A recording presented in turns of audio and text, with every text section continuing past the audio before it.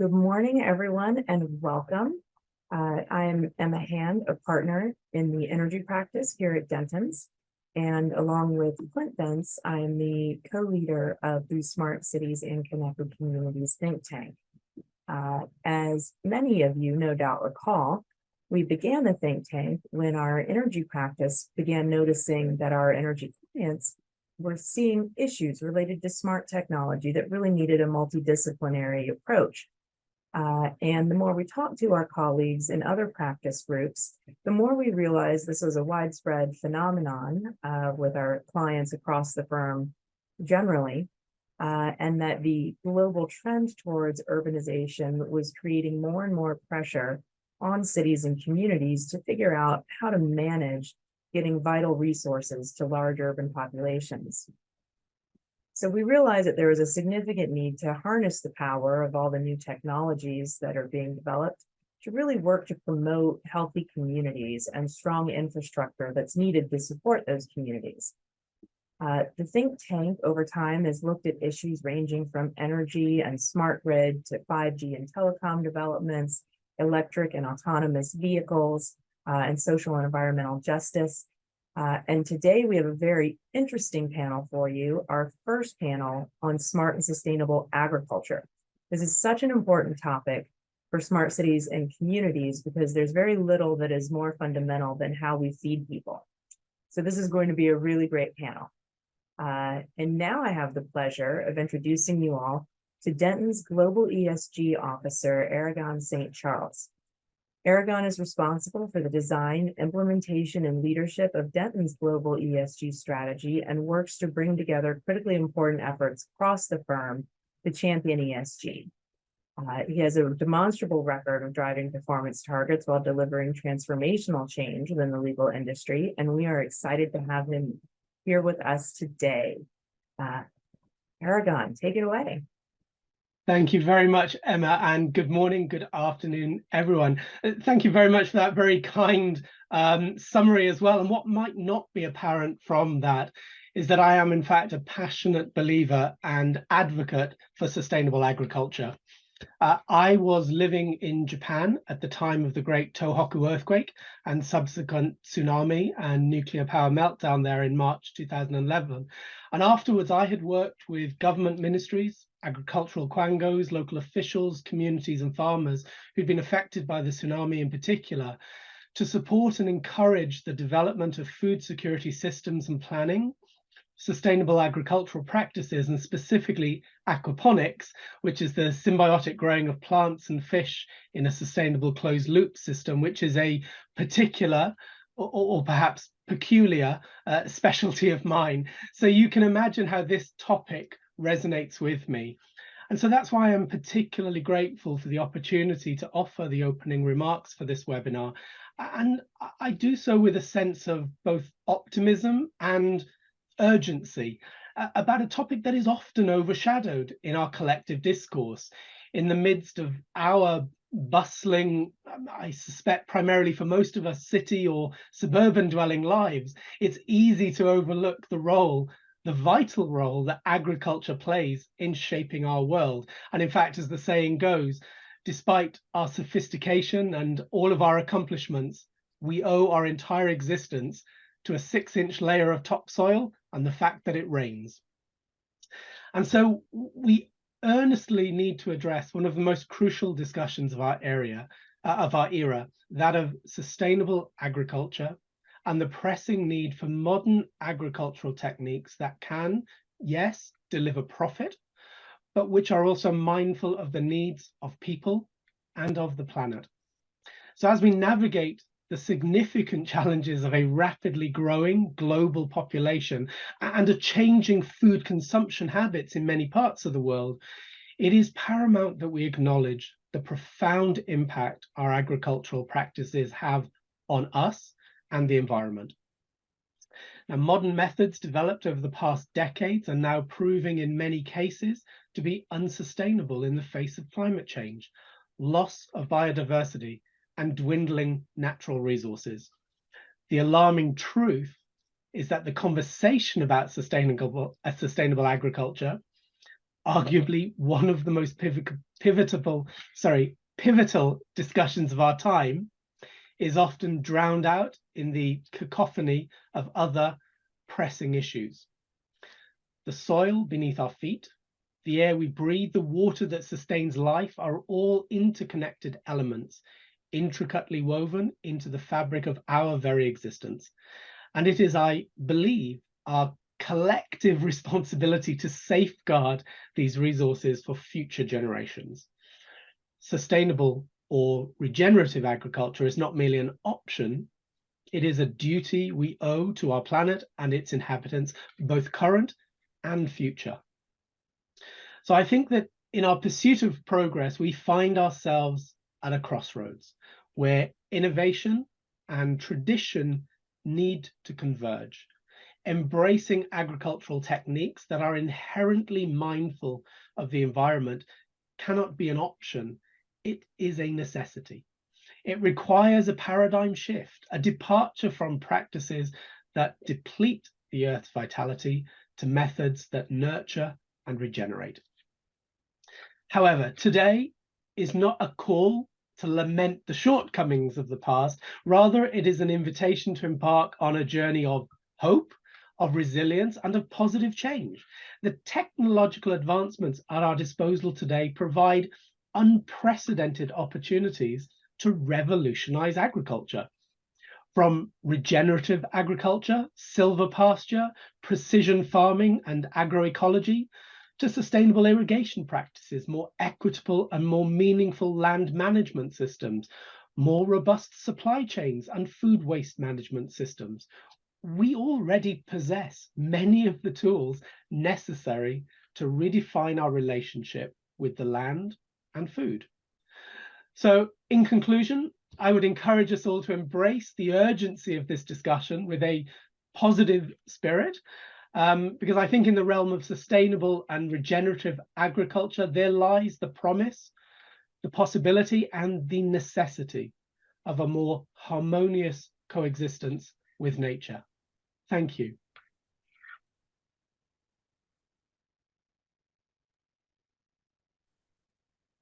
Thank you, That's Erica. back to you, Linda.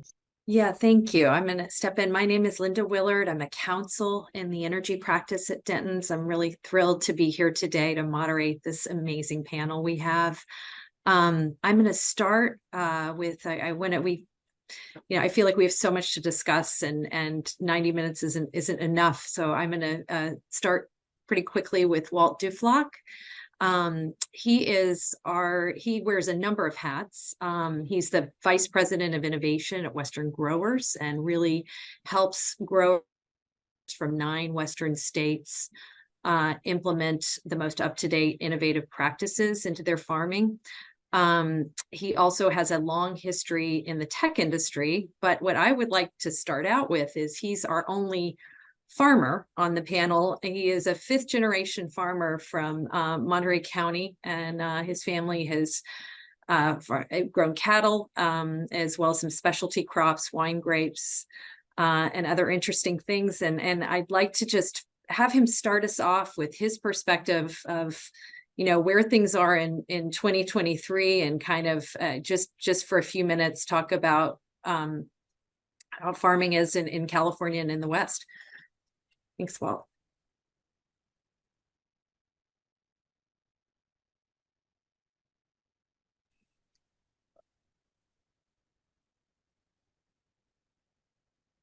Well, his audio is there not it is. connected. His audio is not connected. He wrote earlier to say he had lost audio and was dialing back in, but I don't think he ever did. We can shift gears, and while you get your audio, it's great. Sorry about that. Why don't we shift gears, no pun intended, to Jill Kurtzbach Sanchez with John Deere. and she's the Director of Sustainability at John Deere and has been in that position since 2022. She's in that role of responsible for leading the company's sustainability strategy and execution and communicating the company's ESG strategy, no small feat. She's been with Deere since 2011. Started out, she wears a number of very impressive hats. She's a tax attorney by training and also a CPA. And so started in that role at Deere after practicing in private practice for a number of years. And it just, her position, it shows how technical this farming and ag related businesses are, not only from a perspective of the science, but also from the numbers and the reporting demands that are on particularly large companies.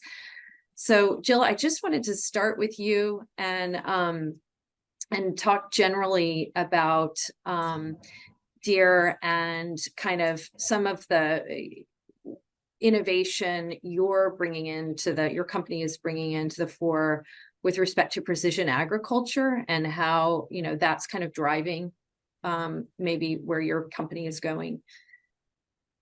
Absolutely. Thanks, Linda. Happy to be here today and talk a little bit about what we're doing at Deere and what we think, you know, are some pretty exciting opportunities to, you know, provide solutions to our customers. You know, I think what's always impressive to me when I am out talking to our customers is just in agriculture,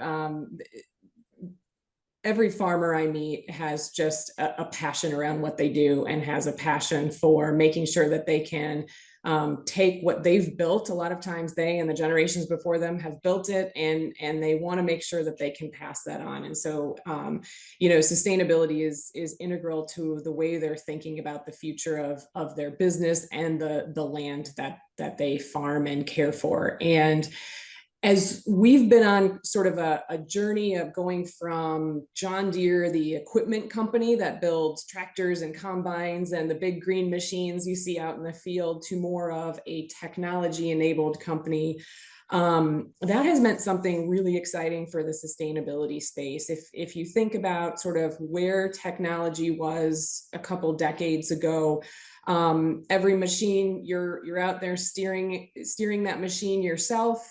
And if you need to apply nutrients for the seeds out in the field, the only way you could do that was to apply that across the entire field in a consistent basis, because that's what the technology allowed. Leapfrog forward to where we're at today, and we're on a journey to helping our producers manage an entire field at the plant level and really understand at that plant level, what does each individual seed, which ultimately becomes a plant, need in terms of care and inputs? Where does it need to be placed in the ground from the very beginning to have the best possible outcome? And in doing so, making sure that then every field that our producers are caring for has that greatest potential for output, because that's key to sustainable agriculture, right? That we can feed the world and we can provide other solutions by making sure that we're optimizing that production while making sure that it's, you know, what are just the right amount of inputs that seed needs. So one example of really exciting technology we have is we launched this here within the last couple of years is it's a sprayer that goes through the field. And when you're growing, you know, agriculture, especially at scale, one thing you need to make sure is that weeds do not steal all the nutrients from the plants, the productivity of the plants. And so there's you know, a part of the process where weeds need to be addressed. And so, as I mentioned, a couple decades ago, the only way to do that, you spray the entire field. Today, we have technology where our customers can now go through the field and the machine recognizes the difference between a weed and a healthy plant and only applies an amount of herbicide to where there's a weed in the field. What does that mean for sustainability? All of a sudden, we're going to the point where herbicides are only getting on where they need to go. That means we're applying less across the field, less goes into the soil, less potentially goes into waterways. That's huge. And it's also really important for our customers' businesses, because they need to be sustainable from a business perspective as well. And so the potential that they can save on those inputs is the way that, you know, we really see the future of agriculture, that you can balance that economic and the sustainable, and we can have those outcomes and really make sure that it makes sense.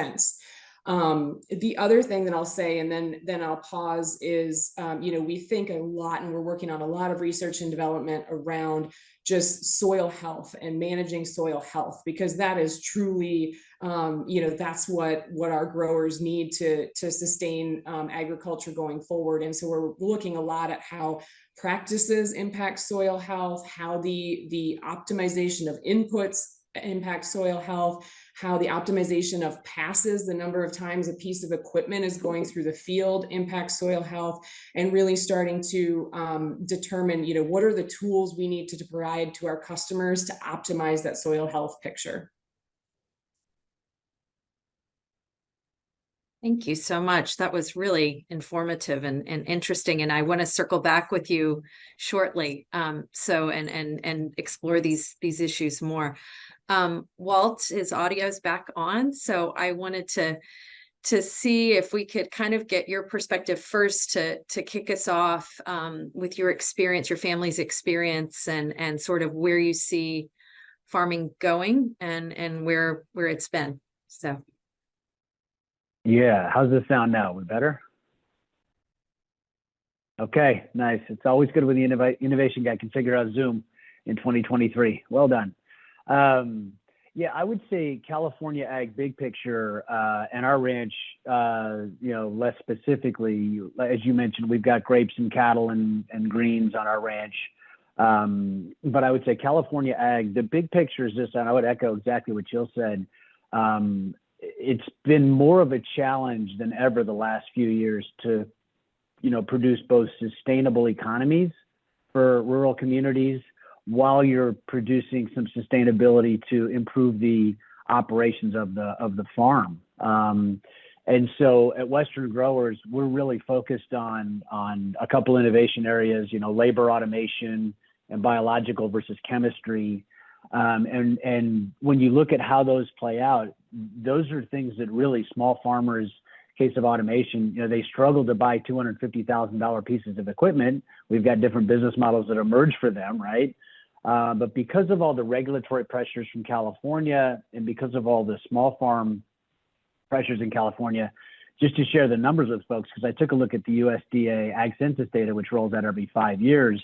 Between 1997 and 2017, the California farmer count, and this is statewide, all segments, went down by 20%. We lost over 17,000 farms in 20 years to a total of 70,000. And the early data, the read on the 2022 census is that trend continued. There was nothing about the last couple of years that slowed that trend down. In fact, it may have gone up with the shutdown. I certainly saw a lot of growers, 2021, 22, that 3-year period with the shutdown, that had a lot to do with where you sold to, right? If you sold to Safeways and a lot of the retail grocery store folks that were still open, you could still make a good business out of it. And in fact, some categories, some of the as we call them, the popular fruits and vegetables that our growers grow, strawberries were a big hit with folks. Those folks did fine. Your Safeways and your Ralphs and your Whole Foods stayed open.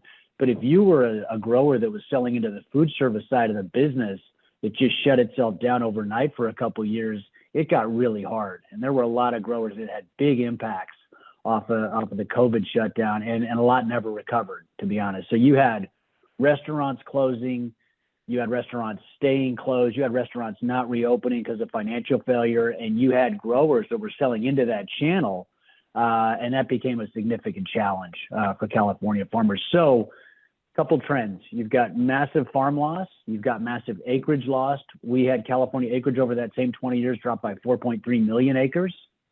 Let me say that again, 4.3 million acres of California ag acreage. It's an ongoing trend. The acreage is still getting farmed. It's largely going two places, other states and other countries, right? So Arizona, Nevada, Oregon, Idaho, Washington have all picked up pockets of that acreage. So is Mexico, Peru, and other places.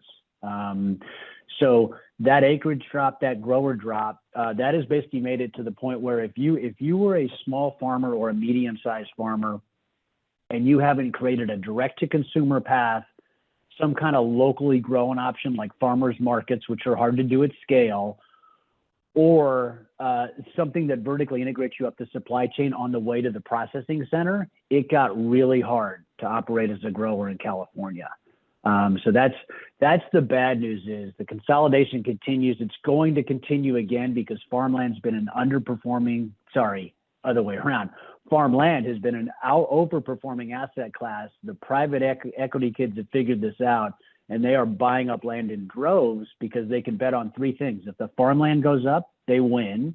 If the riparian rights, the groundwater surface water rights go up, they win. If they operate it more efficiently at scale, they win. So you've got more and more buyers realizing this is an attractive asset class. That's going to speed up the consolidation and make it more and more of a big grower game. Now, the good news coming out of that is the big growers are able to adopt the new automation technologies to solve labor, which is still a massive problem. And they can also solve a lot of the chemistry challenges around regulations with pesticides by replacing them with biological solutions, which are, as I call it, coming soon, but not here yet. So there's a lot of storm clouds on the continued consolidation that will make farming difficult for rural communities, but there's a lot of innovation coming to help solve things, if you will, over time. Really interesting. And I hadn't even thought of the ripple effects of COVID and if your off takers are restaurants and hotels and businesses that aren't open in COVID, how that can profoundly affect. Let me ask you a follow-up question regarding the acreage and the loss of acreage from California. Is it simply going elsewhere and consolidating, or is any of the drop in acreage having to do with practices that are allowing the same farming to be done on a smaller plot of land? Is any of that consolidation positive in terms of not just the technology, but in terms of making more efficient use of acreage? Yeah, it's a great question, Linda. I think some of it probably is doing more on less acreage because we have had some big genetics improvements and some big equipment improvements to be able to get more out of less acres. So I think, and you've seen, the other number I'll give you is the ag GDP for California went from 23 billion to 46 billion over that same time. So you're asking, how does that happen? Well, we moved to a lot of high value crops that were high demand. So almonds would be the number one example, right? Almonds are the number 2 crop in California. And they are that number 2 crop because a lot of folks moved to trees for many reasons. Number one, they were high revenue. Number 2, they are less labor, right? We've automated a lot of the work around trees from almonds, pistachios, and walnuts so that a lot of the labor crews that we no longer have are harder to find or are more expensive. You can solve, quote, that problem by moving to trees. So I think the acreage shifts have been to higher revenue crops, higher value crops, if you will, and the ones that can help solve your labor at the same time while demand is going up. Those would be the home runs, obviously. Now, you and I talked, and I'll just throw this in briefly before we forget. Yesterday, one of the things that comes up out of the SGMA, the Groundwater Management Act, and some of the allocations are we're having those nut trees now coming out in favor of rotational crops. So ironically, the crop shifts toward different crop types, permanent crop types, trees and vines, and different crop mixes. SGMA, the Groundwater Management Act of California passed, it's actually undoing some of that. We have people pulling out trees before their useful life is up to move back to rotational crops, tomatoes, lettuce, greens, because nobody wants to run the risk of fallowed land because of a bad water allocation, causing you to have to take a tree orchard out. So they're managing the risk themselves, proactively getting in front of it. And some of our largest growers at Western Growers are pulling out trees they put in less than 20 years ago just to make the switch back to rotational crops because they can manage the water better. So yes, if the question you're asking is what's going on, is land going fallow? It absolutely is. And when it's moving, is it moving because of crop mixes? It absolutely is. And that's I'll tell you, it's going to put an advantage position on states that have either more access to water or have treated water differently. If you've got water that's more reliable than California, our growers are probably looking for you, or they've already found you in some cases, because they know that water pressures are only mounting. Yeah. Thank you. That's really, I moderated a webinar about a year ago on water, both supply and quality, and yeah, huge issue and interrelated with this agriculture issue. speaking of almonds, I want to shift gears and move. Let me introduce Lisa Mather, who is the Vice President and General Counsel of Mars Wrigley, which is the confectionery division of Mars. I'm sure we are all very familiar with Mars products.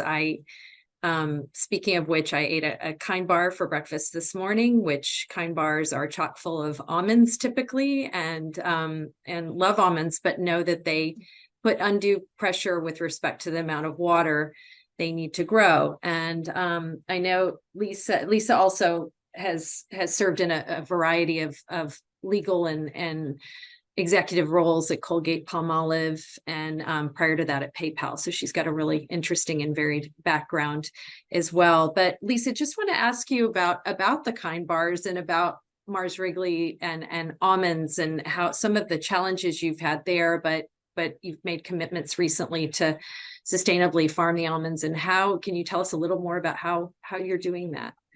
Yeah, sure, Linda. Really happy to do that. And thank you very much for including me in this important discussion today. It's really, really wonderful to be here.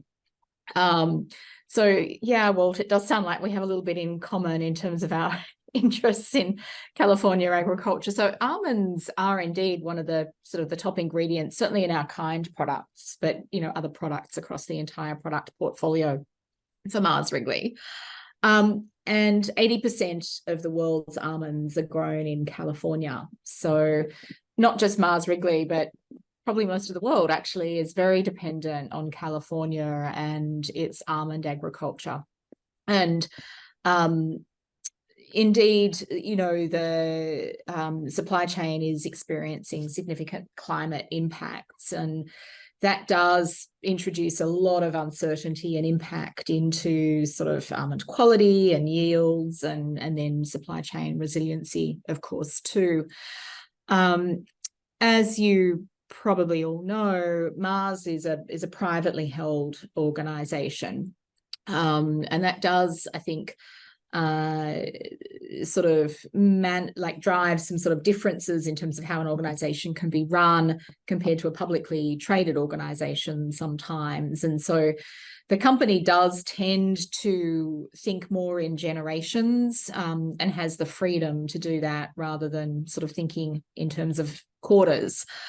And we recognize a very important responsibility and duty, and I think people were talking about duty earlier on in here, a very important responsibility and duty around sort of collaborating appropriately and working with the entire supply chain, and not just sort of thinking about manufacturing our products and getting them out into the marketplace. And so we do a lot of significant sort of partnership with various suppliers in our business with a very strong and committed and invested sustainability lens, and almonds would be a great example of that. So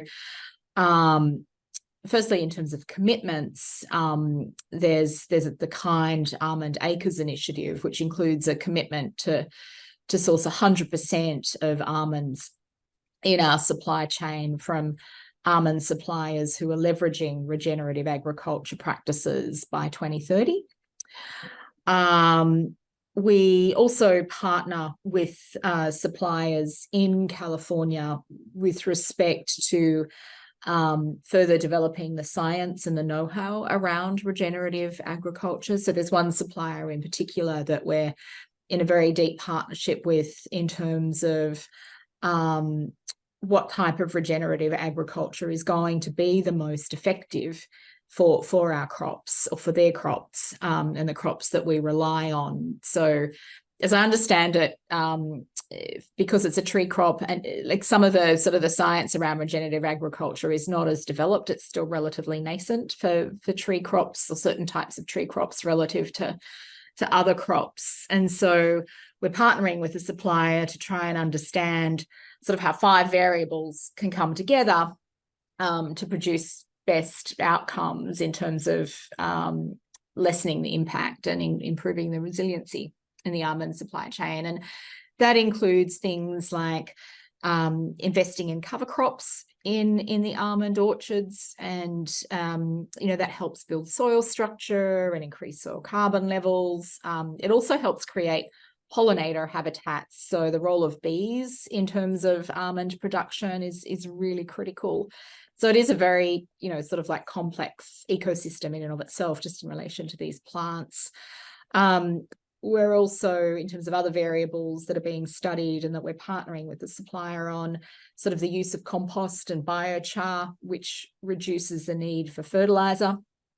So again, reducing impact on the planet. That also helps improve soil water retention, which is also very important. And on the water piece, also, subsurface irrigation, ensuring that more of the water that is used in these crops is actually used directly by the tree itself and not evaporating in the environment.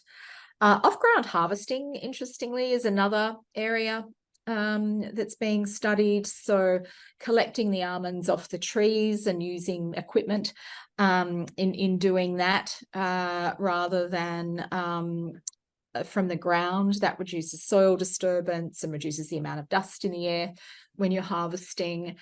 And then whole orchard recycling.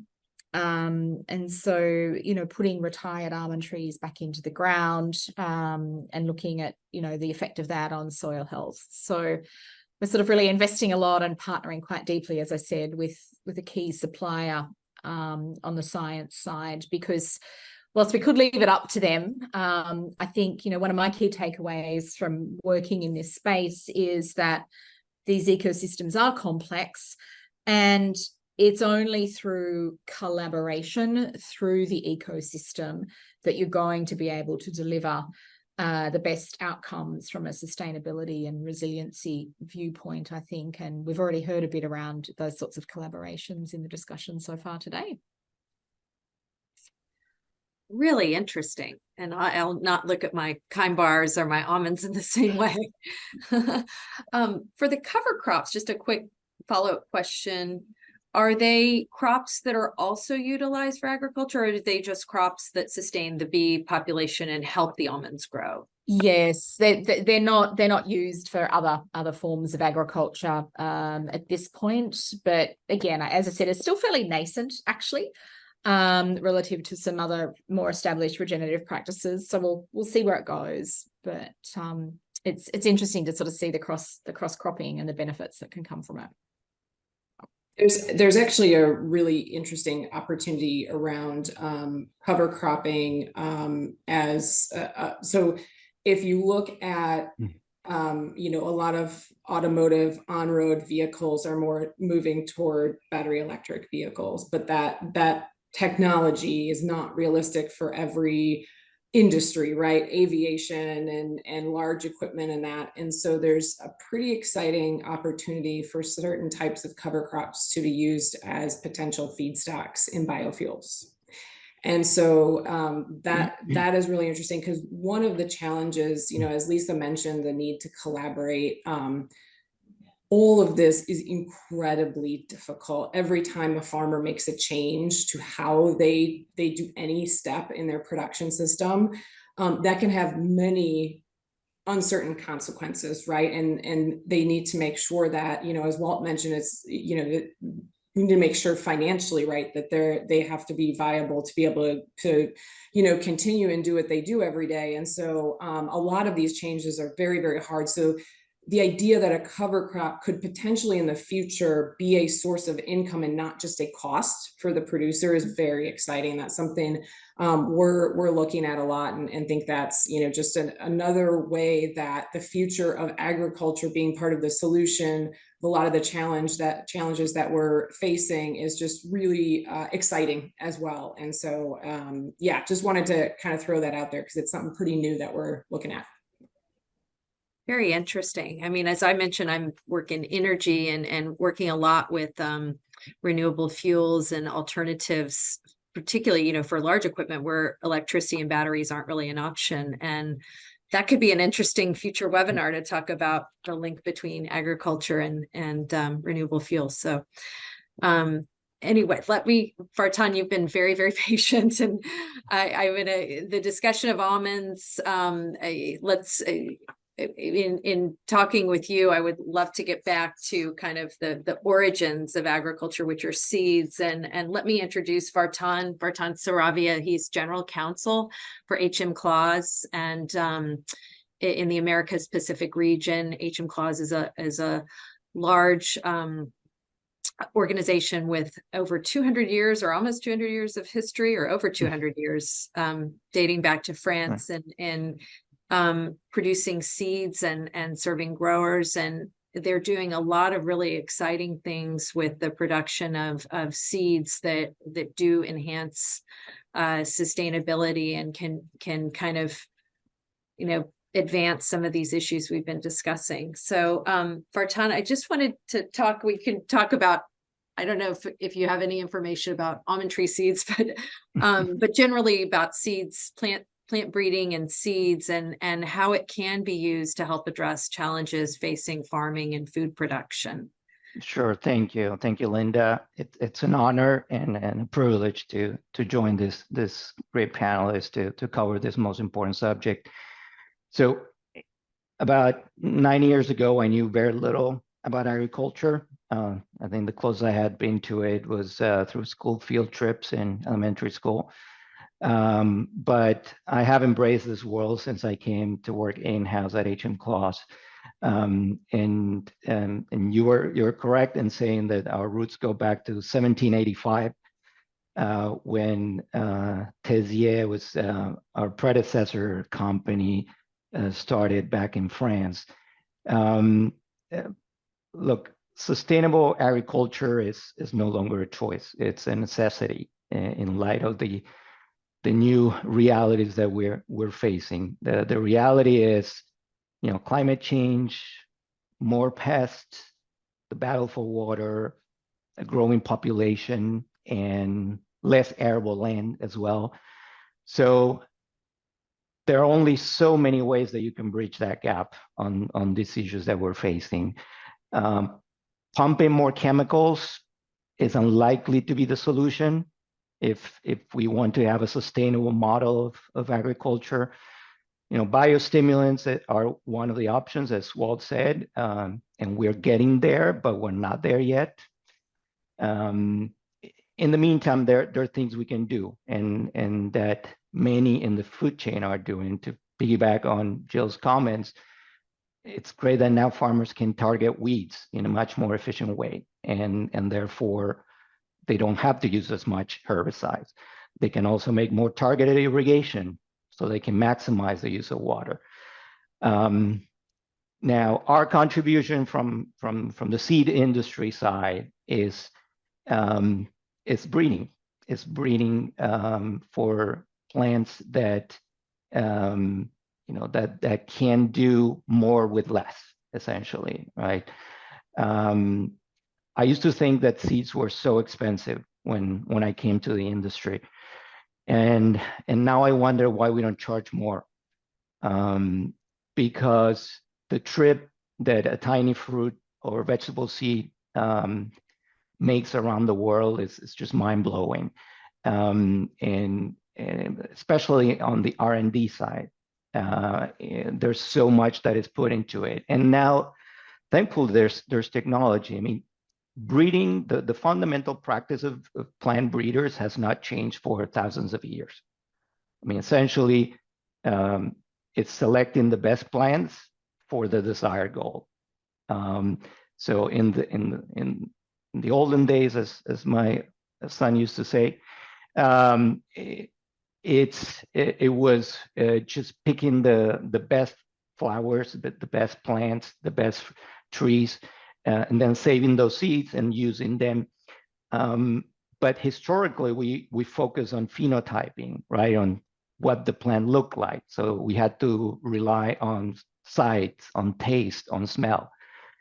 But nowadays, we have a new understanding of genetics and the capability to sequence the plant genome, the ability to link a specific gene to a specific characteristic, a specific trait of that plant, Now, plant breeders can improve a plant phenotype through the genetics, right?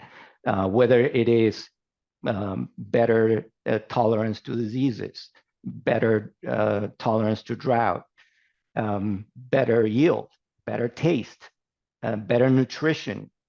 All of that now we have the tools to start targeting that in a much easier way.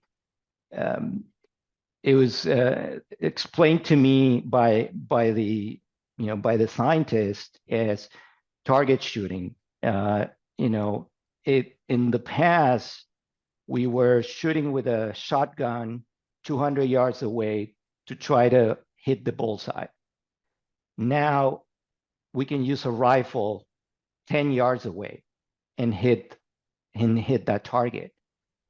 The change is monumental, and thankfully, the biggest benefit precisely is that shortening the time.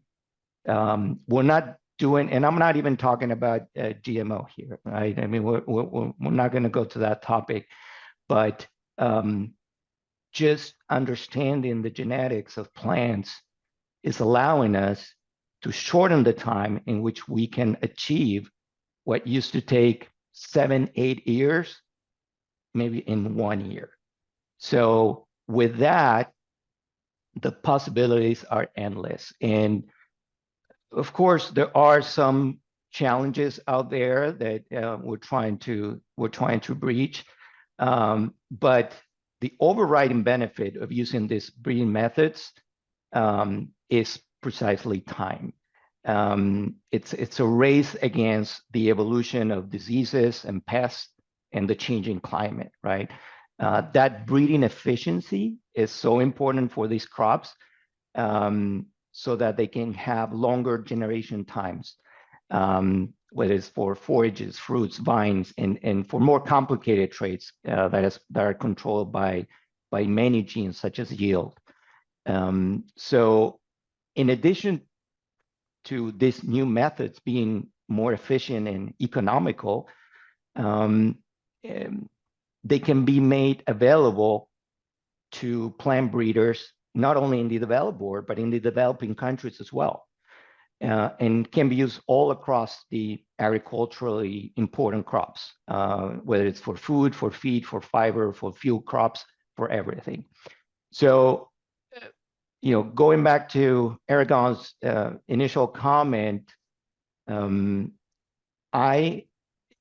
even though we have big challenges ahead of us, and we are at a crossroad, which will determine the future of feeding the world, I think we can be also optimistic because we have the possibility of a brighter future.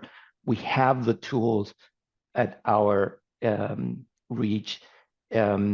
At the very least, we have those tools. Now it will be up to us, to humankind, not to mess it up and do something positive with it. Thank you. So interesting, and what a history, it is. It took me back to Mendel and early biology classes. That's right. That's right. Things of that nature. Let me just get to a global question about, and your geographic area includes the Americas and some developing countries in there. And I hear on the news often how food supply is, I think the UN came out with something about how it's depleting, particularly in developing countries. And how do you think the advances in seed technology can help that, particularly for those developing countries where food scarcity is a real issue? Well, the seed industry and agriculture in general is a global business, right? So there is a clear need for consistent government policies. And for those of us who are responsible for running businesses in the US, we live the reality sometimes of having 50 different laws and regulations, depending on the state where we operate, right? which is extremely challenging. There's a lot of, I mean, there is federal law on many subjects, but sometimes we need to figure out what happens once that seed or whatever the product is crosses the state lines. Likewise, when you extrapolate that internationally, consistent and science-based policies is what going to enable farmers and consumers around the world to benefit from all these advancements in most precise and more efficient breeding methods. These new breeding methods are increasingly becoming the subject of policy discussions internationally, in individual countries and even in regional government organizations. And I think it's very telling that when it comes to the new plant breeding methods, the developing countries tend to be at the forefront of embracing some of these changes, which is not the case sometimes in Europe, for instance. I mean, Europe has taken the position that a lot of the, for instance, the gene editing and CRISPR use in breeding is being treated as with heavy regulation and likened to GMOs. And in many developing countries, they're taking the opposite view, and they see the potential, and not just the potential, but the reality of the benefits around this. And by the way, these new breeding methods and technologies are extremely respectful and actually promote biodiversity. We're not talking about, I mean, it's a different reality when it comes to fruits, vegetables, trees, and then field crops. But having said that, still, these new breeding techniques and technologies will increase the biodiversity. And again, we're not introducing anything foreign to these plant varieties. They are developed through these breeding methods, but it's exactly the same thing that farmers have been doing for thousands of years, and we have found good reception in the developing world, and we're partnering with farmers to try the new varieties on the ground, and seeing great results. In Mexico, to give an easy example, is growing exponentially when it comes to agriculture. But some of the most advanced technologies, not just in breeding. Now I'm talking in general about all the technology used for growing vegetables, especially high-tech greenhouses. I've seen them in Mexico. I mean, yes, you have that in Europe as well. The Netherlands has been in the forefront, and they're trailblazers there. But now that you see that applied in the developing world, and the results are there. And of course, Mexico is becoming one of the primary sources for our fruits and vegetables nowadays, given the realities that Will was mentioning, where the acreage is being reduced in the United States.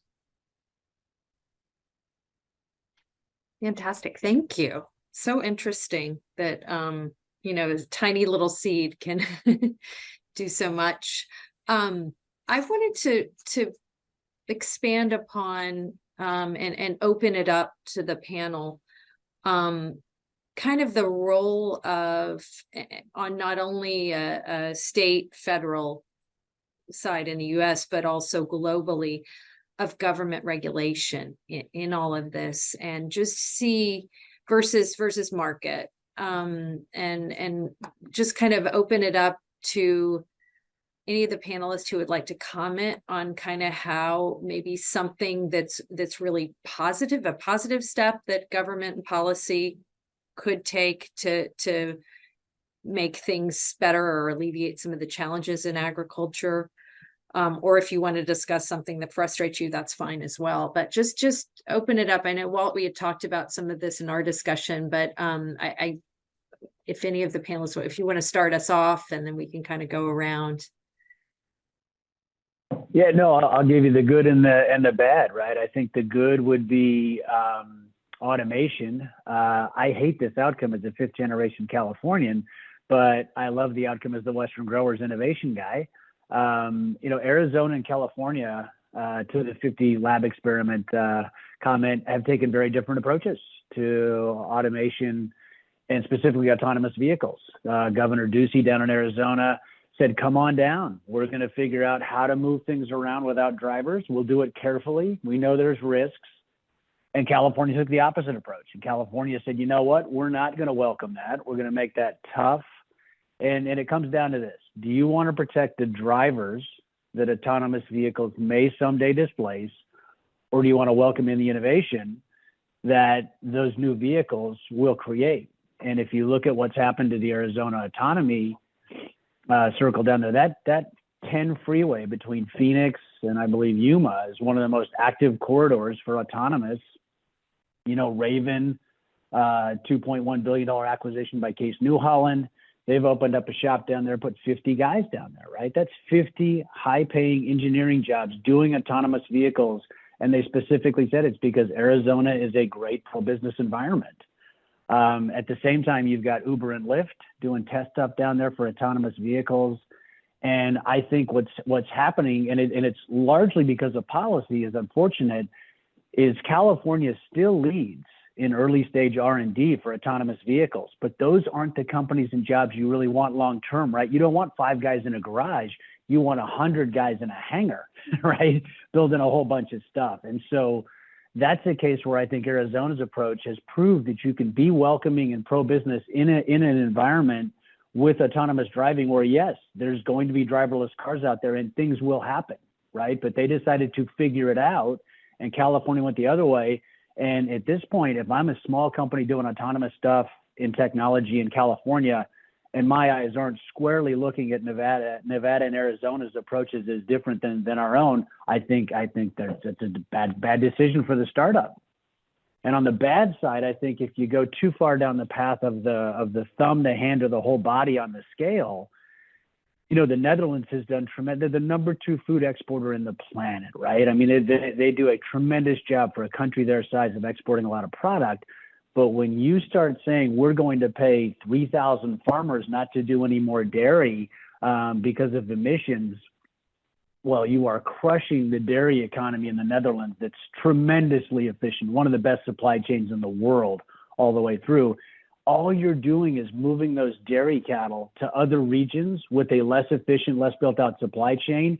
If you do the math on the Netherlands policies, which are way out in front of where they could be relative to market, they have increased greenhouse gas emissions, created a much more inefficient supply chain for dairy, and probably taken a flamethrower to a good chunk of the Netherlands dairy industry, because now the cattle operators have been told, we may be coming after you. Where do you think they're going to invest the next set of dollars to do more operating? Probably not in the Netherlands, right? Same thing's happening in California. People don't realize California dairy is still the #1 ag GDP category, right? Dairy's 1, beef is 4. People are mad at the methane. I get that. We're working on it. Seaweed additives, not here yet, but coming.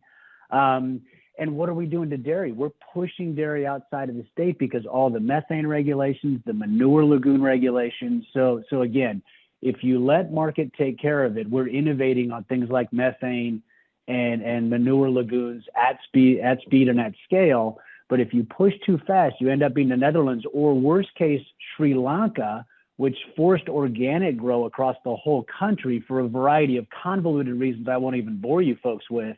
But Sri Lanka ended up starving enough people that they overthrew their own government, in large part because of some bad policy decisions. So the good is autonomous in Arizona, the bad is Sri Lanka and the Netherlands, in my opinion.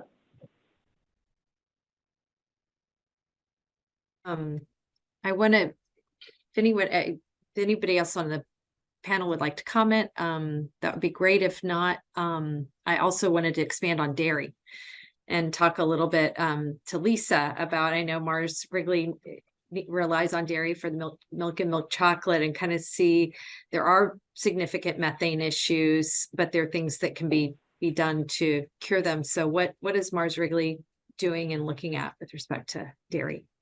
Yeah, thanks, Linda. I mean, certainly what you were citing there, Walt, does give us sort of heartburn in the dairy space and cows and methane. And, you know, the company is on the public record as, you know, seeking to be sort of net zero across the entire organization in terms of its emissions by 2050, which is, I mean, one might say pretty ambitious, but one might also say pretty necessary, quite frankly, too. So there's a lot going on in terms of massive investments behind that. And the company has not just about cows, which I will come to, but the company has a sort of a carbon footprint, which is like that of a small nation, actually. So in terms of progressing against those goals, measuring that progress, which we do, and then delivering on it, like, we can actually make a difference. And it's absolutely incumbent upon us to do that.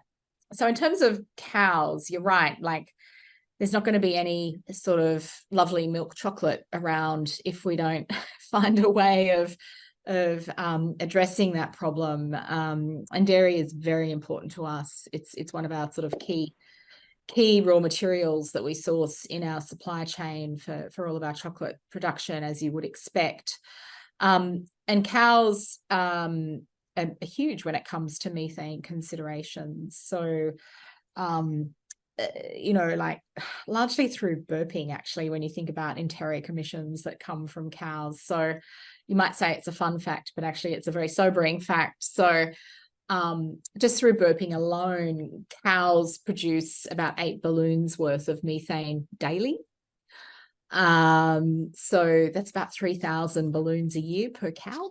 It's a lot. It's a lot of methane. So it's definitely a serious issue to try and address. So we do, again, partner with a supplier in terms of, you know, quite deep research and solutioning around things like manure lagoons, which were mentioned, and reducing enteric emissions through sort of like looking at cow feed additives. So, you know, seaweed, which can help mitigate production of methane from cows, and a whole sort of host of initiatives, actually.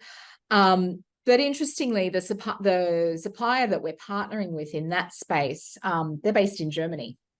So they're not, even though, you know, half of our sort of market or close to it is sort of North America, we're partnering with a partner in Germany, very much because of these different, I think you could call them risk appetites or perspectives around solutions. And so finding a solution at home rather than sort of offshoring or sort of relying on somebody else somewhere else, not in my backyard, to address the solution. So there are partners out there, and I think there are appetites out there and different sort of, you know, regulatory constructs that will facilitate more of these sandbox, I'll call them, activities. But we need a lot more. I'm going to bang on about it a little bit perhaps, but a lot more of that collaboration and taking out friction from borders ultimately. And it's not an easy thing, as we as lawyers know. To have solutions that do cross boundaries. But these are global issues that don't recognize the boundaries and the constructs that, you know, we have from a legal perspective. And I do see, you know, a lot of legal barriers actually to what we need to try and create in terms of solutions and that collaboration within value chains and ecosystems. So, you know, even things like, you know, antitrust laws, can be sort of problematic when you're really looking to tackle an issue on an industry-wide level. And it's hard to sort of stimulate and precipitate some of that rethinking practically, I think, that we need to do. Interesting. The methane, I had no idea that was the source from the cows. I learned something that it's the front end rather than the back end. And Jill, I wanted to, not about cows, but thinking about emissions, and especially greenhouse gas emissions from the automotive or the mechanical and the farm equipment, and so much is going on in US policy. We're looking at giving benefits for electric vehicles and commercial electric vehicles, and those options are not always available. BEVs are not always available to farm equipment. But I just wanted to kind of see where this transition is, how it's affecting John Deere and some of your farm equipment, and how things are being changed to adapt to it. Yeah, sure. Lot of thought, lot of R&D effort being put into that right now. One of the most challenging things for agriculture as we think about an alternative propulsion solution is that it's not just what's in the machine itself, it's the entire ecosystem that's needed to support that, right? So if you think about how hard it's been for on-road to get people to maybe get more comfortable with, hey, wait, there's only certain chargers in certain locations, and do I feel comfortable if I drive a longer distance that I'm going to be able to make it to the next charger? If you think about even with the infrastructure starting to move on that side, where most of your agricultural producers are operating is going to be in very rural scenarios where access to any sort of infrastructure for charging or even refueling of a variety of different types is going to be challenging for some time yet. So it's not just, okay, what do we need to do with our equipment, but how is the ecosystem developing around us, which is an interesting challenge. We absolutely see that battery electric is not, at least where the technology is today, right? We're going to see that continue to improve, but where it's at today is not a realistic or viable solution for the large pieces of equipment that we produce. And so we're very much pursuing a multi-solution journey. So we do make small products as well, and even residential type products like lawnmowers, where we're seeing that, yeah, customers are interested in that being electric, right? And so going down that path for those that make sense, and then looking at other alternatives for the larger pieces of equipment. Biofuels is one that, I mentioned we're working on that. I think that's pretty exciting for our space, just because not only can it reduce the emissions in the equipment, but it's also something that is completely tied into what our customers do in terms of growing the feedstocks for those fuels. So we're looking at that a lot. But beyond that even is, one of the things we're working on and have invested in a lot is, and this actually feeds into a lot of the production systems that have been talked about today, whether it's high value crops, whether it's dairy, whether it's large row crops, is getting better data behind those production systems and what happens from the beginning of the process of growing that crop to the very end, every step. And through that data, being able to deliver insights so that our producers can continue to make informed decisions, but then ultimately giving them the power at the end of that production cycle to show, hey, I'm integrating these sustainability practices or these technologies, and I can show a differentiated carbon intensity of the crop at the end of the day as a result of it. So we're also looking at the data side. So as it's not just about, hey, the solution for our equipment and customers coming to us and saying, hey, we are serving, our customers are asking them, to, like we've heard today, become more sustainable. So they're looking to us to deliver those solutions.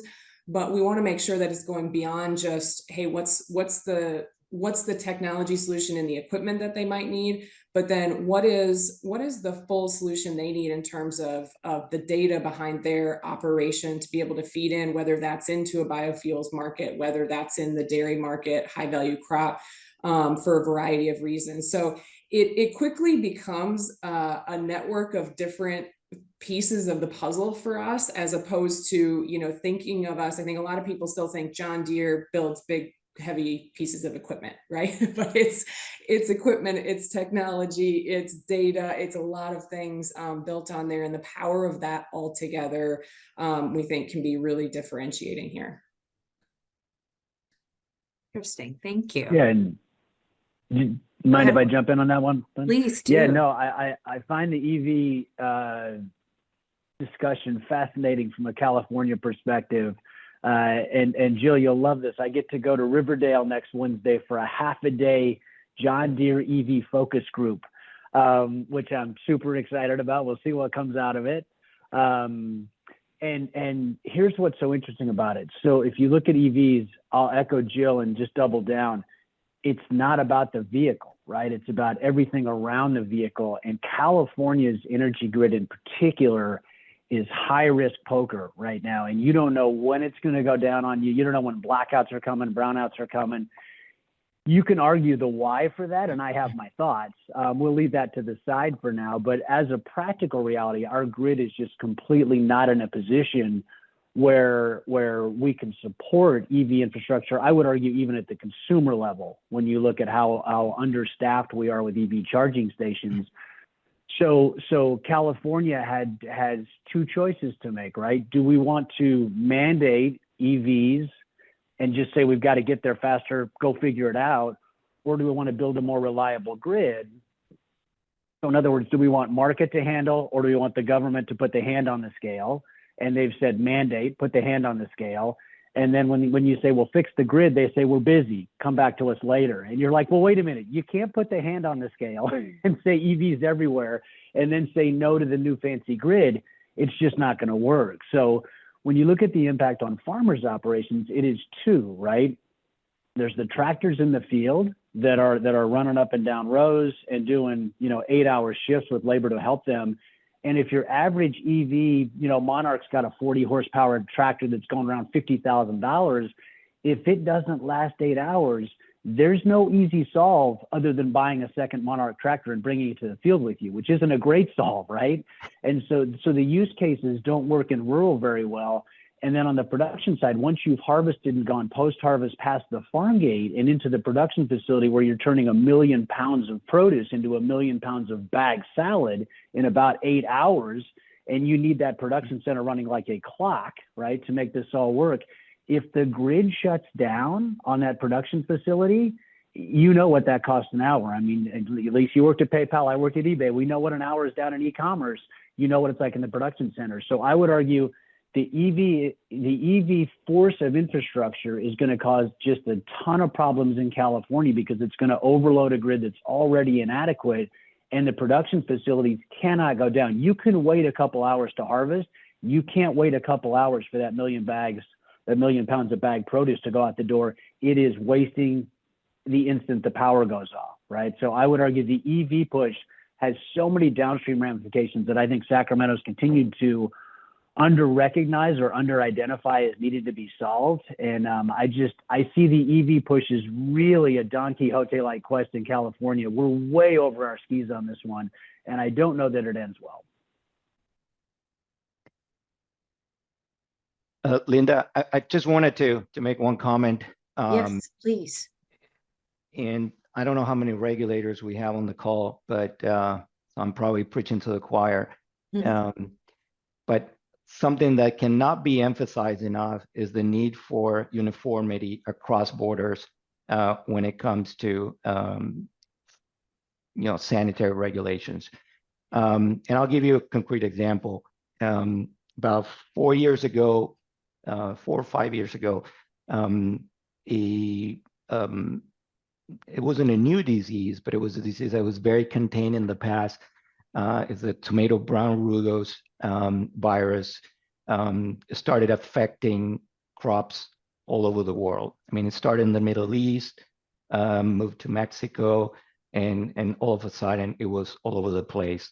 I mean, for the consumer, it's something that didn't make the news, of course, but those of us in the industry were definitely knee deep into that subject for a good couple of years. the first reaction of many countries was to shut down their borders to tomato seeds, which was not a good solution. Slowly, they started opening those borders, but each country had a different protocol when it comes to what was allowed or what was not, or how we were going to test for this. And this is no different from what we saw, of course, when it came to COVID and the response across the world, right?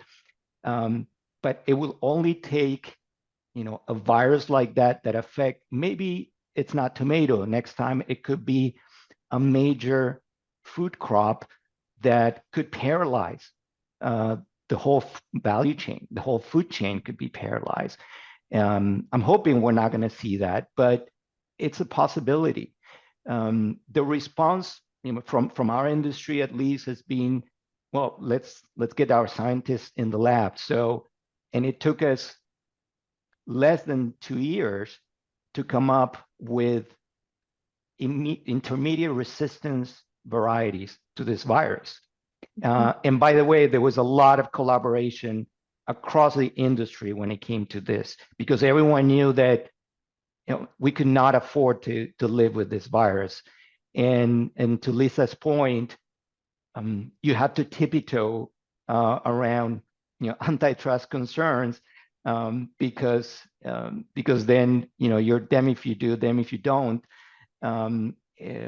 Thankfully, it was a positive outcome, and now several seed companies have varieties which are resistant to this virus. But I just wanted to give you that example because I think it is very important, and it is a concern, and it is something that hopefully at the global level, but also each individual country understand, the regulators understand the need for that uniformity.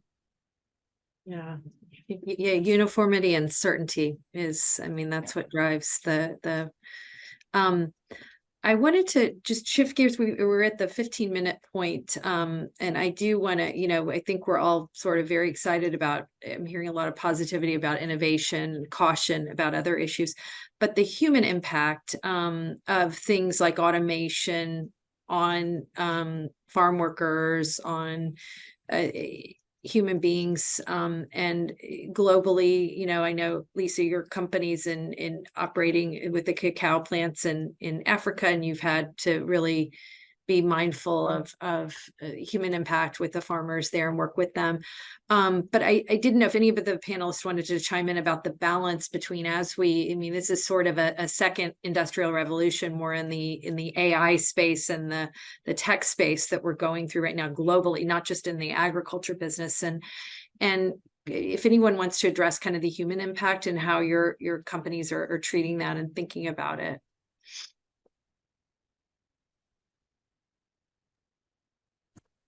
I can comment on that.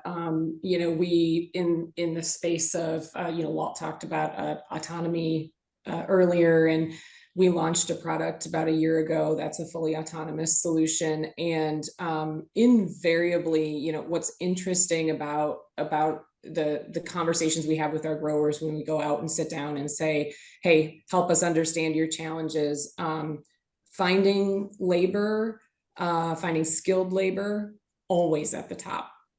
Just access to labor is a huge challenge. So I think a lot of times there's a lot of concern around is the technology going to be replacing the individual? But what we find when we talk to our growers, and this is not just necessarily here in the US, but when we sit down globally, there's a challenge in rural areas to find the labor needed to help our customers and growers. And particularly if you think about agriculture, you've got certain times of the year where there's a lot happening, right? And they need help. They need to be out in the field and get things done, because you've got a window of time to get that job done.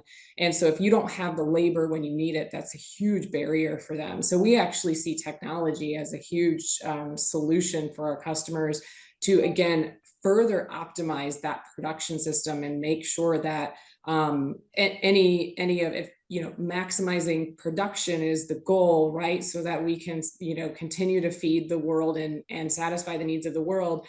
We don't want to lose that because our customers can't be out in the field getting the job done when they need to. And so we see that as a huge need of growers and something we're working on to help solve for them. That's great. Lisa, this is not really an automation issue, but I did want to get to kind of working with the farmers in Africa. That's a human, impact. And I know you've done a lot in that area. And just if you could share a little bit of what Mars Wrigley's been doing. Yeah, no, happy to. And I think, there's a lot of diversity of issues around this in terms of automation, at farm in different parts of the world. And then it's quite different in different parts of the world too.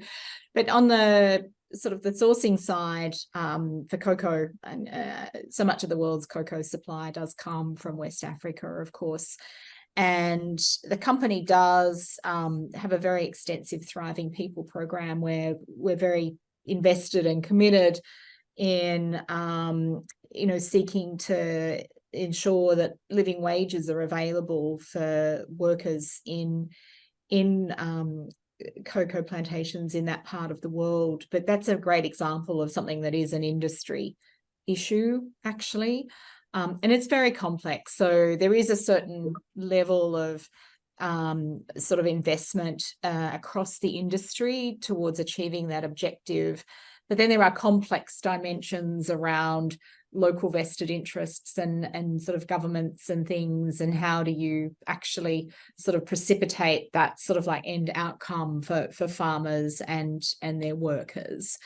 But I think from what I see, it's something that the industry is very committed broadly to, but having a sustainable impact and outcome does remain challenging.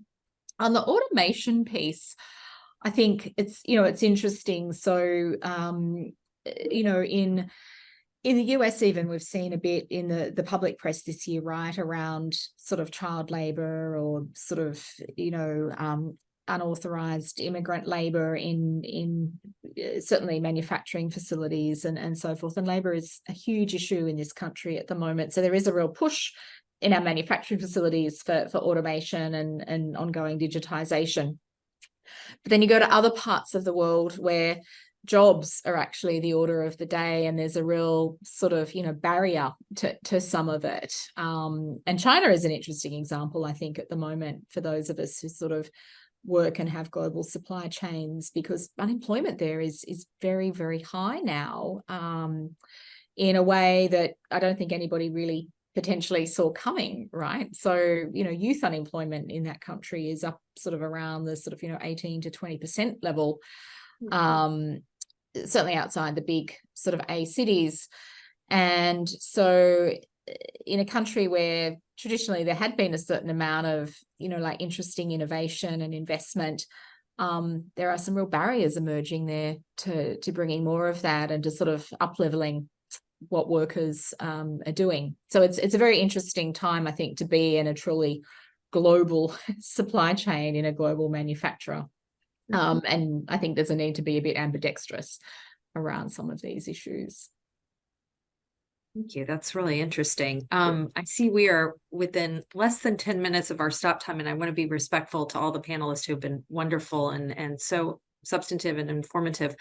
I want to go around the table, so to speak, and if each person could just take a minute and a half and just tell me tell the audience what you're kind of one thing you're most sort of excited or optimistic about with respect to innovation in agriculture or sustainability in agriculture. Let's see, Vartan, why don't I start with you?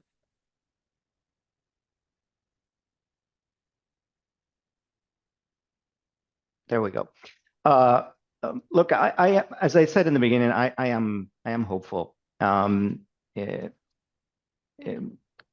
A concrete situation in which I can see that optimism materializing. Our company has a collaborative partnership with UC Davis, University of California, Davis, where we run a life science innovation center.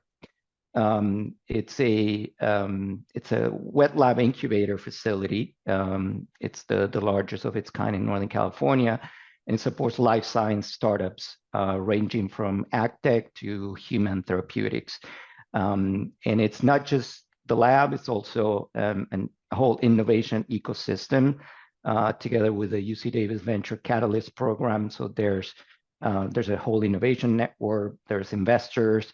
There are other funding opportunities, and it's I mean, an easy way to put it is because I get to sit in the in the committee, and it's like being on Shark Tank for life science startups, and some of these companies that started very little.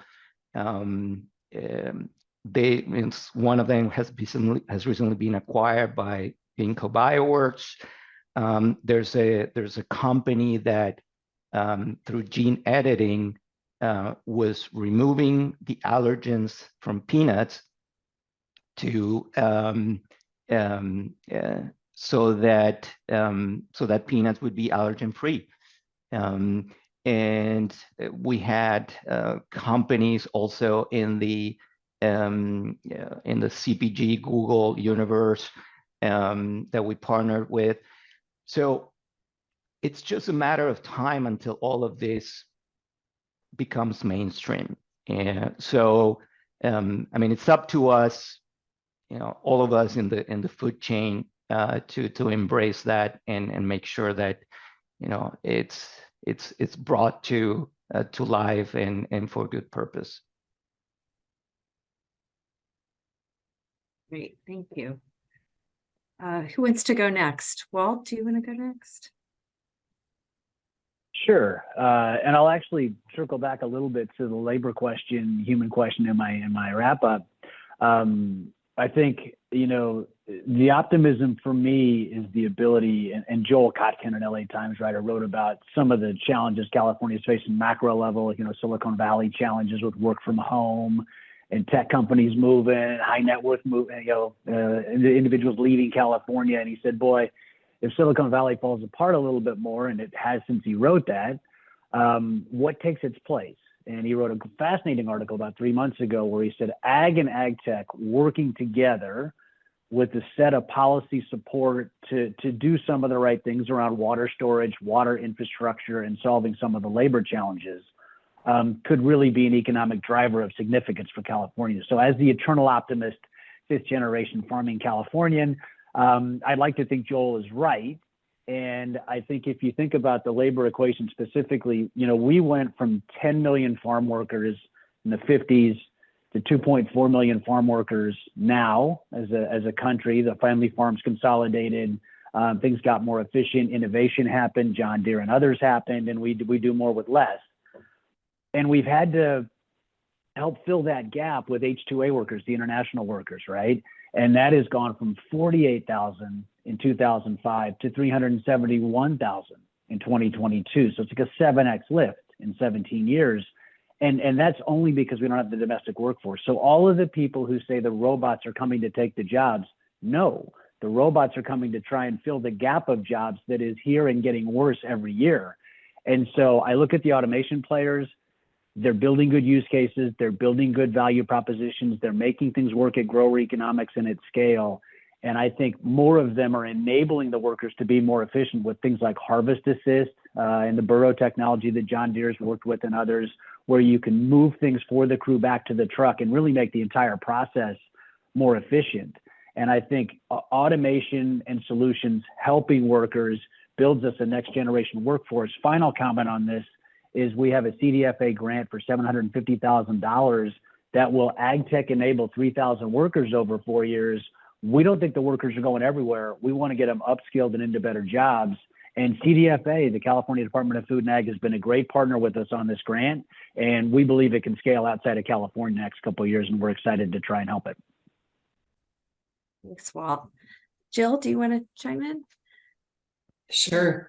I'll go back to a comment I made earlier, which is,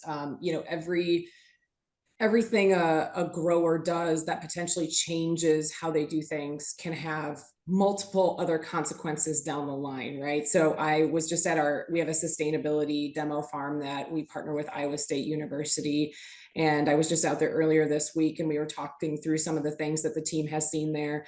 And it's agriculture is so intricate that you could talk about what was happening on the ground right by where we were standing, and then you could point to the hill over there, and our farm manager could tell me different outcomes just based on because that ground was a little bit higher and how water drains from that ground versus where we were standing. And that's literally, I mean, I could have walked to that other part of the field in 2 minutes, right? It was that close, but there was that much differentiation.